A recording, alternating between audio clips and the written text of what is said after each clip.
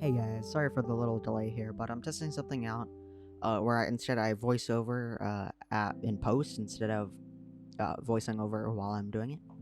So tell me if that works out. And also, sorry for the garbage quality. I'm testing stuff out. Anyways, sorry for the delay. Let's go. In this box here, I have a GBA V2 IPS screen. Today, you're gonna watch me mod it. Anyways, let's go. As you guys know, the Game Boy Advance screen isn't too hot, as represented right here. You know, no backlight, nothing like that. It looks kind of garbage.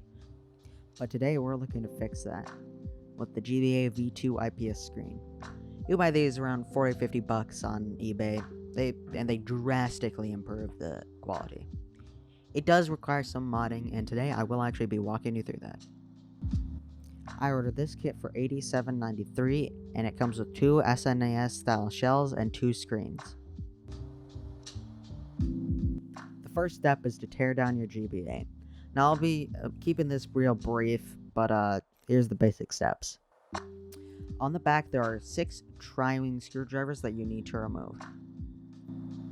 These screws are located here, here, here, here, here, and here, with a Phillips screw located here in the battery compartment. Now once you've got all those screws out, it should lift out like so. Might have to wiggle a little bit, but it should lift out. So don't ask why I was wearing gloves in this scene, I don't know. Now you have your motherboard visible. There are 3 Phillips screws holding it in. I can't post them here because I have garbage video. Now once you've gotten all those screws out, you should remove the screen by pulling down the 2 black tabs and just pulling the motherboard off. Now once you've got all that done, I would recommend getting your motherboard, all the wires, and the screen ready. Now your screen will come with 2 parts, a ribbon cable and the screen itself. You want to attach the screen to the ribbon cable with the little connector at the end. Now you will notice that there are 2 connectors on that ribbon cable. One is for a 32 pin and the other is for some I don't remember. This all depends on what type of Game Boy you have, just put them in whichever one fits. Next, we start soldering. First, you need to find the pad marked TP2. It's right here for reference, I'm pointing at it. It's a little blurry, but here it is. Now, find the pad on the ribbon cable marked SEL. Now, let's start soldering. I'm going to fast forward this, but I feel like it's important. You might want to add some flux onto the pads, like I said, it'll make it easier, but anyways, here.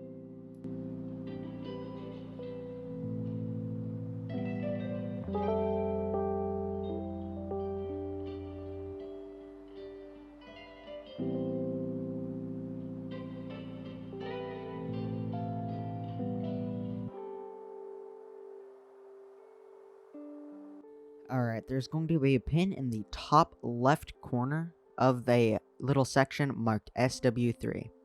You're going to want to route that to the pad marked R. Anyways, here's another soldering session. Now find the pin labeled SW2, it should be next to the L button, and you're going to route that to the L pad on the ribbon cable. And the final soldering session. Now let's start getting this put back together. Start by putting the buttons and the little rubber pads under them into the shell. Don't worry about putting the wrong buttons in the wrong holes because they can't physically go into the holes they're not meant to. I forgot to show this, but also put the side panels on too. Now just screw in the motherboard. Make sure to put the power button in so you can actually turn it on easy.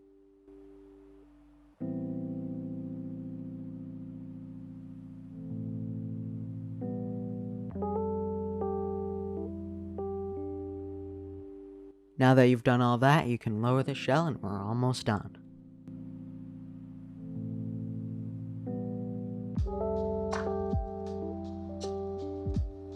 And now we install the little lens. So it's going to take a little bit of effort because there's a ton of tape on here, so you're going to want to remove that. Then you just lower the screen in place and then press down. At this point, you should test all the buttons, make sure they press, and now you get that satisfying peel. Nice. And now you're finished. If you guys find this guide helpful in any way, please leave a like, subscribe, comment, do all that fun stuff. It really does help me out a lot. If you guys want to see more content like this, and please give me the feedback on this new style. Anyways, I hope you guys enjoyed. See y'all later. Peace.